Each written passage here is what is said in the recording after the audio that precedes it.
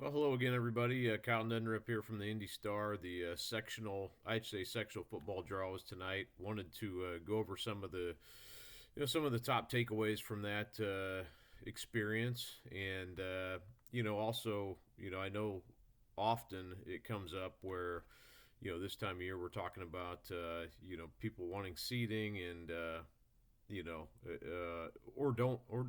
I won't put everybody in that category, but it definitely comes up a lot. And a few things to say, on that front. I would say is I, have kind of said last year I wouldn't keep beating that drum. I hadn't for several years. Had not really had kind of given up on that idea of ever having a seating mechanism or going to that format just because I didn't think it would ever happen. It's not worth going over that over and over and over again if it's never going to happen. But I thought the IFCA, Indiana Football Coaches Association, put together a pretty good plan that I liked. And I'm not the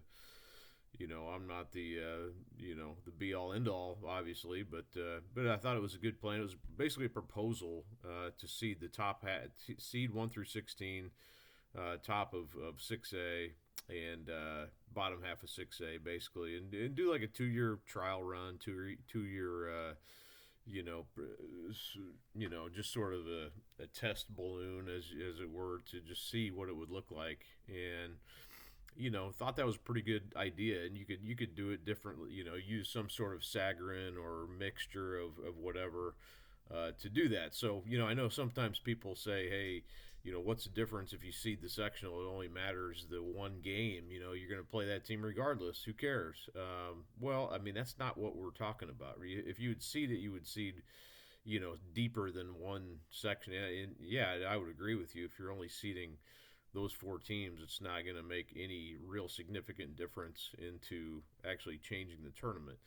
And I would say if you seeded 1 through 16, it's football. You're not traveling 3 times a week potentially. You're not traveling even twice a week. It's a 1 week travel situation. And if you cut it to north and south, you're not traveling from say New Albany or whatever, Jeffersonville to Crown Point potentially. You could be going from Crown Point to Westfield or Jeffersonville to Franklin Central maybe, which you already are, because they're in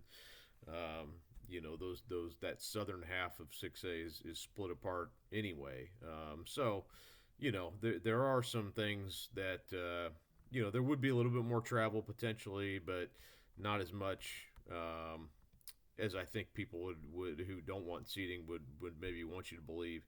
And I'm bringing this up again just because when I look at what it could be, I just feel like this tournament is so good. And again, we're just kind of first world problems, where you're talking about seating a football tournament. I get it; it's not the end of the world. But also, I just think with a little effort, it could be better. I can't wrap my head around sometimes why, and I don't even really feel this strongly in basketball or anything really, other than I just feel like football is just such an easy thing to do if you really kind of got your hands dirty and wanted to make it happen.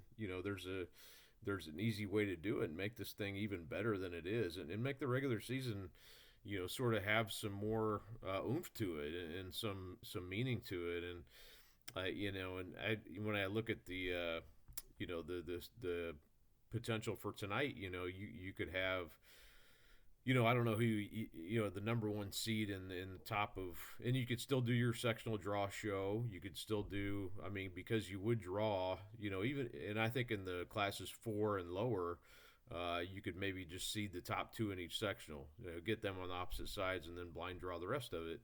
And you could still do your selection show, and do a show that's basically saying here are the 16 seeds in the top and bottom half. I think it'd be awesome. I think it'd still be the same, the same draw show, the same. It would take a little work. It'd take doing something different. But when I look at this tonight, I think you could have Westfield maybe be the number one seed, or Crown Point and the number one seed in the top half, and then and seed at 1 through 16 on the top, and 1 through 16 on the bottom, and you'd have I think, just a better overall tournament. And who would be that one seed in the bot? You'd have either Brownsburg or Lawrence North probably. Cathedral would be right up there as well.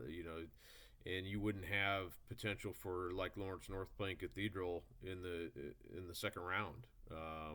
And probably not playing Lawrence Central in the first round. You get more advantageous seed if you're Lawrence North in that example, or if you're Cathedral or Brownsburg, you wouldn't have to play a Ben Davis or a Lawrence North in the second round. But it is what I don't know. People who say that they're against it or against seeding say, hey, you're gonna have to play each other anyway. And they're right. I mean, you do. You're gonna have to play. Some of those teams regardless. But you don't have to play everybody. You don't have to play. You don't have to maybe get through all of those teams to get there, and other teams have a much more advantageous route to get to the tournament, depending on where you are geography wise. So it just feels like we leave a lot up to the luck of the ping pong, and nothing else. Really, there is no other bearing on the season other than how the ping pong balls go. No real, So again, I don't want to get on too much of a rant here, but just to lay some of those things out, because I think sometimes people just say, well, what's the difference if you seed, it's 4-team sectional, and if you seed it, who cares? I mean, and I would agree. If you do it that way, I don't think it's worth the trouble of just seeding 4-team sectionals. And you'd have to be a little bit more creative. At one time, they talked about rolling those two sectionals together. It'd be like, so for example, sectional 3 and 4, which is Westfield, Zionsville, Carmel, Harrison, HSE, Noblesville, Fishers, Homestead, and you'd roll those two together. It'd be like an 8-team grouping, basically seeded 1 through 8. If you wanted to go that direction, that would save a little bit more, travel too. You wouldn't be. You wouldn't be traveling as much if you did it that way. So that's another way to think about it. But anyway, just a couple thoughts there on seeding. And I do think, especially in football, I just feel like it's a really not that difficult, or and again, I'm sitting here, I don't have to do all the work to make that happen, or vote or whatever. But I've talked to enough coaches in 6A and even other classes who feel this way, and I mean, there's a lot of support from coaches for this. So I just feel like sometimes it's just maybe you need someone talking about it a little bit more. But the more we do this draw, it just feels like there's a better way. But anyway, so the draw happened tonight, and the tournament will take place. The first week will be October 25th, which is 2 weeks from Friday, and it'll only be 4A on down to 1A for that first go. The 6A and 5A teams will be off until November 1st. They'll play in the sectional semifinals, essentially the first round for them, on November 1st, and then all of the sectional finals November 8th. Regionals on the November 15th. Semi-state will be the 22nd of November, and then of course state Thanksgiving weekend, the 29th and 30th. Always a fun, and like I said, I'm not complaining about it. The tournament's awesome in itself. It's just, I love, the games are great, and you do end up with a lot of great games, in the early round, that first round of 6A, you're going to get some great games, and then, I think people too, you say, hey, well, we ended up with great games. Well, I just, because I'm pro this, because I think it could be even better. I think you could end up with some even better state championship or semi-state matchups, potentially doing it that way. But anyway, so I keep going back to back to that. I can't help myself sometimes when I see what ends up happening in some of these matchups. But like I said, there's not the huge. I think probably one of the biggest groupings that's just going to be a murderer's row is Class 3A Sectional 32, which is not our area. It's Evansville area, but you've got 4 teams that are in the top 10 there. You've got Gibson Southern is number 6. They will host Heritage Hills, which is ranked second in 3A, and then Evansville Memorial, which may be the favorite in 3A. They're number 1 They play at number 7 Mater Dei in the first round. So you got two games there that are top 10 teams, and then Southridge is another team that is potentially a top. Not they're outside the top 10, but definitely could be in the top 10. Also in that 8-team sectional. So you got 5 teams that are potential, top 10 teams. Four that are, and then another one right on the outside. So that is just a monstrous grouping there in Class 3A. In our area, I wrote about some of this, and you can find all this on IndyStar.com. But this year in 6A, there's not that. Last year we had the Brownsburg Ben Davis game. That was the huge first round game that Ben Davis came back in the fourth quarter, won, and then went on to win the state championship. And they had some battles along the way there too. Had to knock out Center Grove in a really tough game in the semi-state. Before that, they had a really tough game with Cathedral in the regional, and ended up winning that game. We don't maybe have that sort of matchup this year in 6A. Some of the best ones, though, I would say Franklin Central and Columbus North in Sectional 8. Franklin Central's been playing really well. 5-2, they've won 4 games in a row. They will be over 500 for the first time since they joined the HCC in 2018, and they play Columbus North, which is ranked number 9 and 7-1. So that's probably to get a shot at Center Grove, which is not. I saw Center Grove Friday. Probably not as strong of a team, I would say. They are dangerous, and I think we'll possibly get some guys back from injury that could help them.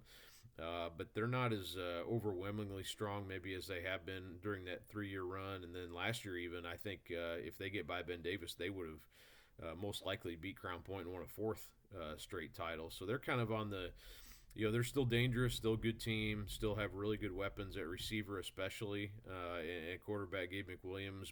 And I would still favor them to win that sectional and probably end up playing Warren Central in the regional.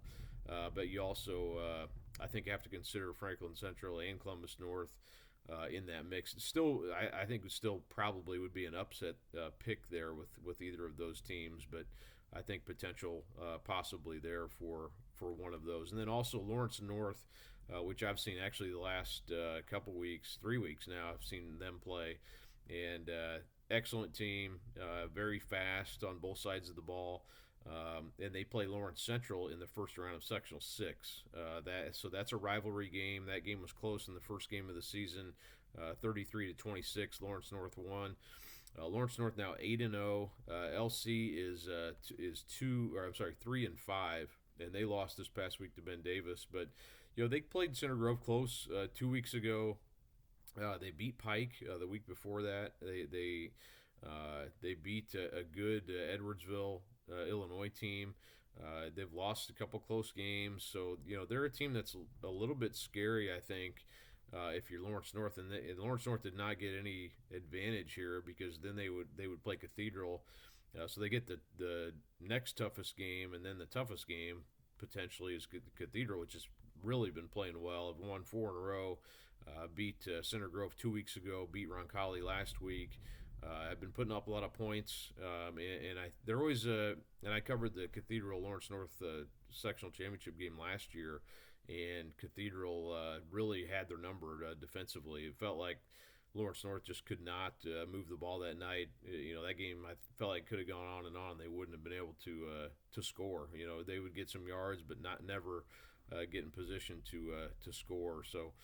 That'll be a tough matchup. I think both those teams are potential teams that could go really far in the tournament, but we'll have to most likely meet in that sectional championship game.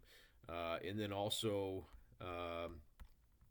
the other 6A game I think is interesting is Carmel at Zionsville. These teams have not met in the tournament. In my research, I couldn't find where they had ever played each other. And Carmel hasn't won a sectional title since 2020, which is really... for anybody who's covered or not covered, just followed high school football around here, Carmel's just been such a juggernaut in football. It's a little bit surprising that that they haven't won a sectional in that long, and they've been struggling 3-5. Zionsville also 3-5. They've been struggling some here lately as well. And then on the other side of that bracket is Westfield, which they have to be considered again the favorite. They were in the semi-state last year. I really felt like they had a chance. They went up to Crown Point, ended up losing in double overtime, but that's a team that they'll play Harrison in the first round of that sectional. Harrison moved up from 5A to 6A this year. Probably, I wouldn't think they're probably ready to beat a team like Westfield. You never know, but well coached team. I think they'll be tough, but Westfield should have the talent advantage there. And that may be, who knows, but that'll be interesting. Westfield could be the favorite in the top half of this bracket if Crown Point's not. Crown Point is. It's hard to know the schedule that they just have not played common opponents with anybody down here, and they've just demolished everybody. And I know they're good, because I've seen them play last year in the championship game. Was impressed with them against Ben Davis, but like I said, they just haven't played a schedule where you can really judge what they've done compared to other 6A teams at their level. But I do think they're in that mix. I don't think there's some fluke. They beat Westfield last year. They have a lot of those guys back. Larry Ellison at running back and Noah Ehrlich at quarterback, and guys like that who are real players. Those guys are good. So I think top half of that bracket. You look at 4A or sectional 4 too. I do wonder. HSE has kind of been on a little bit of a roller coaster lately. They've lost three of their last five. And all three have been really close games. So they're not far from being 8-0, but they're 5-3 with losses to Franklin Central, Westfield, and Fishers, all really close. The Westfield game went to overtime. The Franklin Central game this past Friday came down to the wire. They lost with 28 seconds left on a pass by Franklin Central's Nevin Tutterow, about a 10-yarder into the end zone there. Nice pass, nice catch, and Moritz caught that for Franklin Central. But HSE anyway, I think they're still probably I would probably pick them to win this sectional. They play Homestead in the first round, and then Noblesville and Fishers play each other. And Noblesville I think's a sleeper, even at 2-6. 5 of their 6 losses have been by a touchdown or less. And they had Brownsburg on the ropes and just on Friday night. So even though they've lost these games, they're still you can tell they're still fighting because they come back and almost beat Brownsburg on the road on Friday, and we're throwing the ball into the end zone there late in the game with the chance to win it. So a team I think that they're a tough team to prepare for. Maybe with the 2 weeks, with a 2 week layoff and a bye week, you get a chance to prepare for them. Maybe give you a little bit more of a chance to get ready, but yeah, they're tough. They run the ball. They run out of that sort of that veer set, and just make it tough. They throw passes when needed, but not a lot.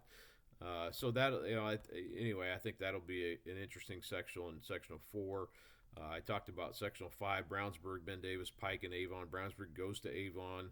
Ben Davis will go to Pike, and then. Potentially you could have Brownsburg at Ben Davis in the championship game.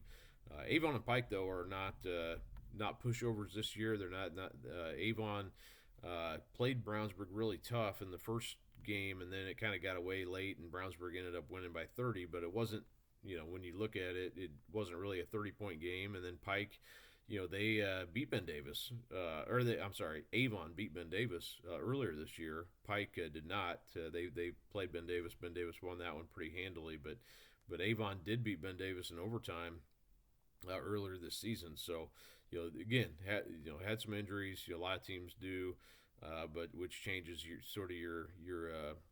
what you can do, especially at that quarterback spot. That's always tough. But Ben Davis goes to Pike, Brownsburg at Avon, and then I mentioned sectional 6 already. LN at LC, North Central at Cathedral, or I'm guessing that game will be at Marion possibly, which is where they played most of their games this year.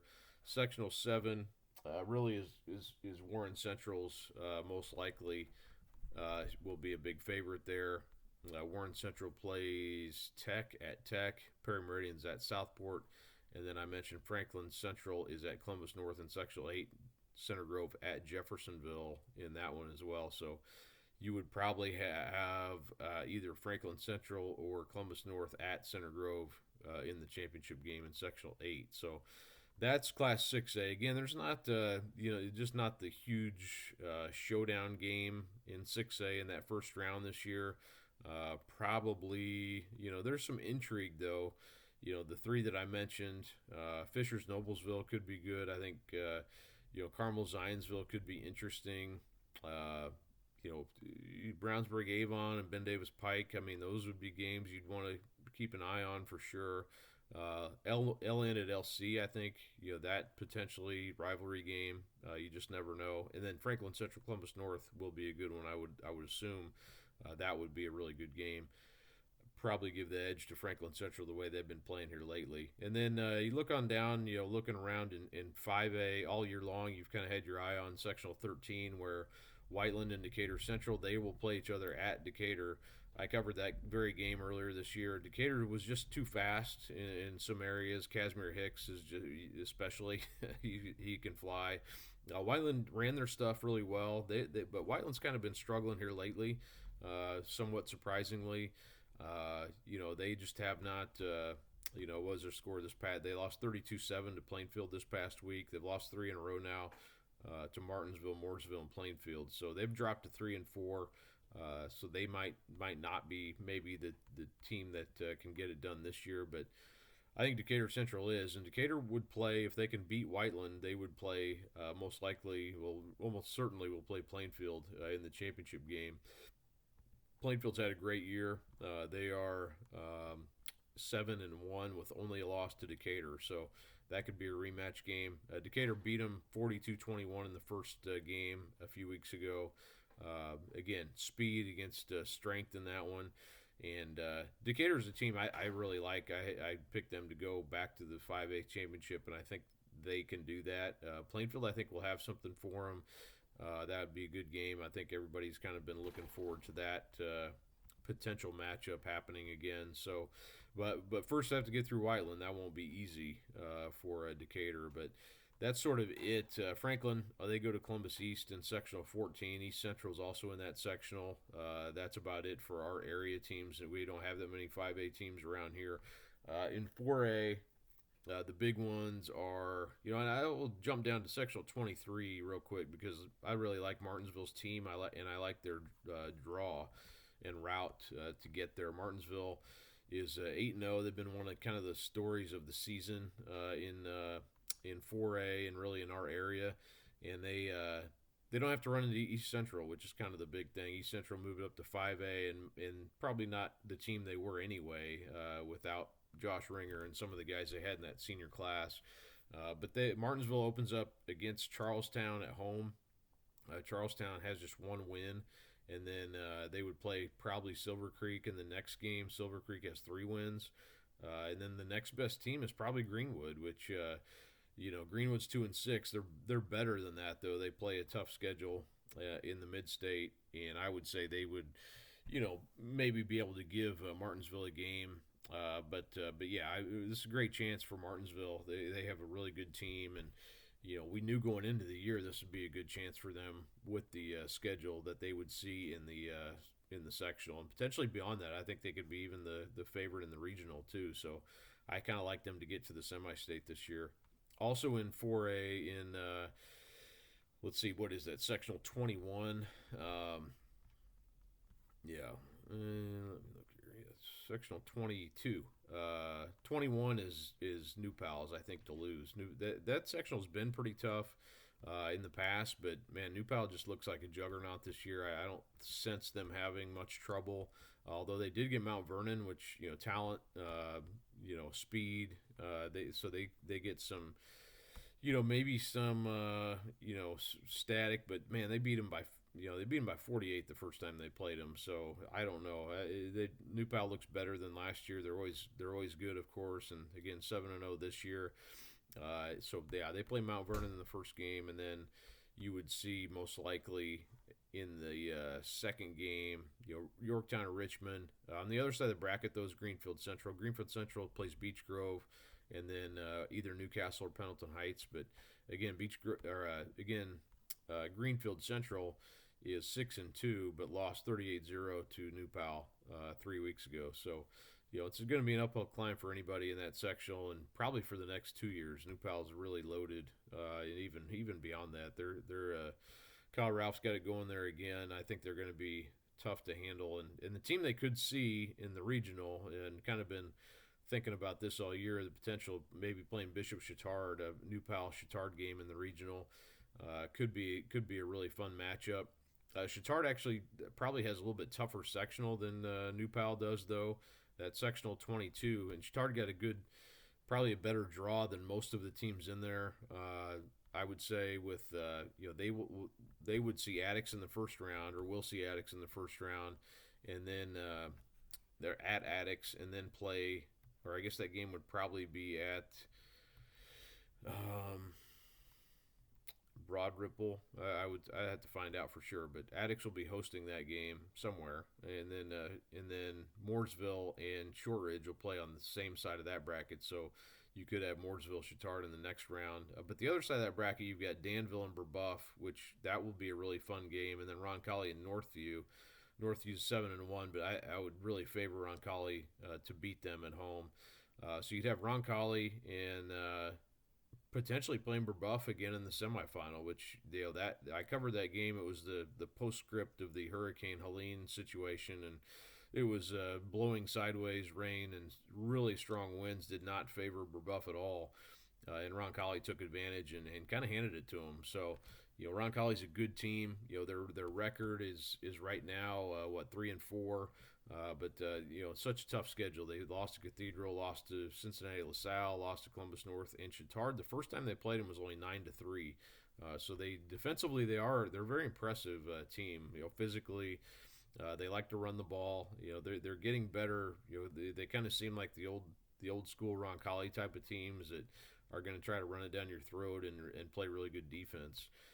But Brebeuf Danville, that could be a fun one. Danville hasn't quite played the schedule that that Brebeuf has, but again they have Jay Scrafton, they have Carter Ward, the quarterback, has been playing well. They coming off a good win over Western Boone, beat Tri-West earlier this year, beat Lebanon, beat Hamilton Heights. Their only loss is to Gibson Southern, which is state ranked in 3A, like I mentioned earlier. Chittard, sitting pretty good in the spot they're in. And then Brebeuf, obviously, they have put up all kinds of numbers this year, 48 points a game. Maverick Geske is just breaking records pretty much every time he takes the field anymore. So, but Danville Brebeuf, that'll be one of the games, maybe the best game of our area in that first round potentially. So, could be fun. I would probably favor Brebeuf to win based on what they've done here lately and throughout the year offensively. But the defense gives you pause. I mean, when you're giving up points the way they have this year, I mean, it's going to make it tough to advance week by week, especially when the weather gets worse. And Matt Geske, the coach, talked about that a little bit earlier this year. But anyway, that'll be a really good sectional in our area. When you look down to Class 3A, I mentioned sectional 32, that Evansville area sectional. As being probably the toughest of the bunch. Also in our area, Guerin Catholic and Hamilton Heights Speedway, they're all in sectional 29. Cascade is in that one as well. Cascade, and you could have potential for Cascade and Tri-West in the second round of that sectional 29. Cascade is 8-0, having a kind of a once in a lifetime type season so far. But they would have to play Tri-West, which may be the next best team in there, along with probably Guerin Catholic. Guerin plays a tough schedule. They lost 4 in a row at one point, but they were all to 4A, really good 4A teams. Brebeuf, Roncalli, Chittard, and then lost to Pike, a 6A school. So, them being 4-4 doesn't tell you the whole story. Tri-West also 4-4, but again, they lost some close games too. They lost to Brebeuf handily, but then lost to Western Boone close, lost to Danville close, and lost to Lebanon close. So they've been in some games that probably could have been different, had a few things gone their way. So could be Tri-West and Cascade in that second round. If that works out like we think it will, that game would probably be at Tri-West as it looks now. And then, like I said, Guerin's on top of that bracket with Hamilton Heights and Speedway in West Vigo. So that's sectional 29 in 3A. I mentioned 32 looks pretty wild, and we don't have a ton of that's kind of the majority of our teams are in those couple sectionals there. And then sectional 37 in 2A, really interesting one here with that'll be Lutheran and Heritage Christian. And again, talking about the best games right off the bat, that is certainly one in Class 2A. That if you seeded this and move some things around, I guess you could argue Monrovia could be the second best team in there. But if you're seeding these top two, you'd probably have Lutheran and Heritage Christian on the opposite sides of the bracket, or Monrovia Lutheran. I'm not sure which. Those teams are pretty close to each other, but again, Lutheran lost their 45 game winning streak to Triton Central earlier this year, as in week 3. Excuse me, lost to Triton Central, but then have come back with vengeance, and they beat Monrovia a couple weeks ago, 49-14. Beat Speedway last week by 42, beat Cecina handily. They just have been running all over everybody. Heritage Christians had a really good season. They're 6-2. They're still pretty young. It's a team. Kyle Ray's got a really young team there that has performed well. Coming off a loss to Culver Academy, but again, that's a 4A school. They beat LaPel the week before that. They got a win earlier this year over Guerin Catholic. I'm sorry, lost to Guerin Catholic, but beat Eastern Hancock in the next game. Excuse me. So they should be, a team that could potentially give Lutheran some trouble. Again, I would favor Lutheran to win this sectional, and they might be the favorite to win the whole thing in 2A, to be honest with you, with Jackson Willis and LJ Ward and those guys. It's just a very good team. And you look around out there, and Triton Central's in sectional 38. They could see them in the regional, but then Brownstown Central and Linton. You got some other teams in the south half of that bracket that are pretty good as well. Will be a different challenge this year for Lutheran, but nothing they don't normally see. They see a lot of 2A teams during the season anyway, even when they're playing in the 1A. So I don't. There's nothing that team that was going to surprise me what they do. So that's probably the most interesting part. And then sectional 38, I did mention Triton Central's in that one. That one's really balanced. You got Triton Central, Eastern Hancock, Centerville's good, LaPel, Northeastern. Just a lot of teams in there that are capable teams of making a run. Northeastern is they beat Centerville earlier this year, 16-12. So, and Centerville's a team that's been, they beat Eastern Hancock this year. So that's a very balanced group. The team that Triton Central doesn't play any of those teams, so there's some unfamiliarity from their standpoint going into that one. But I would, Tim Abel's program is pretty tried and true, so I would probably favor them to come out of it. I'm going to take a closer look at all this at a different point, but yeah, that should be a good one. And then 1A, we don't have a ton of 1A teams in our area. I was intrigued by that. The Cloverdale's got a pretty cool story going on. They have not been a winning program in a long, long time, and always kind of pull for those schools that have struggled like they have and get it going. And they're I was trying to find where they're at exactly again, and now I can't find it, of course, now that I talk about them. But Cloverdale had the bye, so they are in a sort of a good position there in sectional 46 is what it is. So they're, again, a very balanced sectional there with Sheridan. I would probably favor them just slightly in sectional 46, but Sheridan has to play Clinton Central, and then Cloverdale is sitting there waiting the winner of Tri-Central and Tindley. So that's a really good spot for them to be in. With the bye and playing that on that side of the bracket. So anyway, could be one to watch if you're looking for a small school story to root for. And also wanted to mention as well, of course now I can't find anything I'm looking for, but yeah, so that's about it. That's probably it for 1A. We don't have like I said, don't have a ton of teams in our area that are 1A programs, but yeah, Sheridan, they could be a team under Bud Wright, a team to watch moving forward in that sectional. But yeah, South Putnam, they could see them in the regional. South Putnam has been very good this year. They're 6-2. Only losses are to Lutheran and North Putnam, both 2A programs.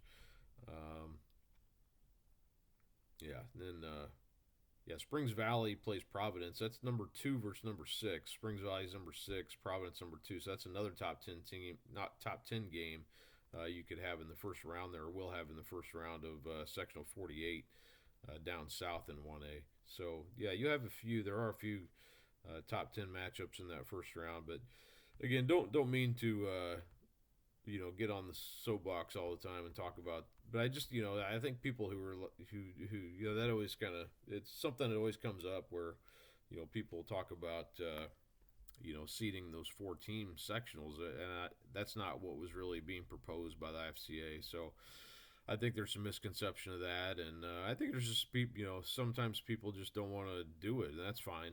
I'm not saying everyone's got to agree all the time on everything, but if there is I know for a fact there are a large majority of coaches in 6A who like to do it that way, and and if that's what they want, I think that's what should happen. Yeah, I mean, if that's how the process works, so maybe in the future, I doubt it, but it just feels like there's a better way to have this done, and that's my view. And I'm not saying everyone should agree with that, and I'm definitely open to other ideas for sure. Never a doubt about that, and I definitely try to keep an open mind on every idea. So, but it just in my opinion, I just think it could be better, and but it's also great.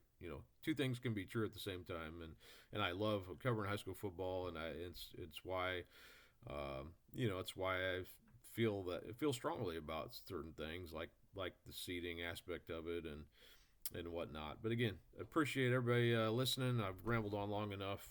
Have a good night, and we'll see you out at a football game soon.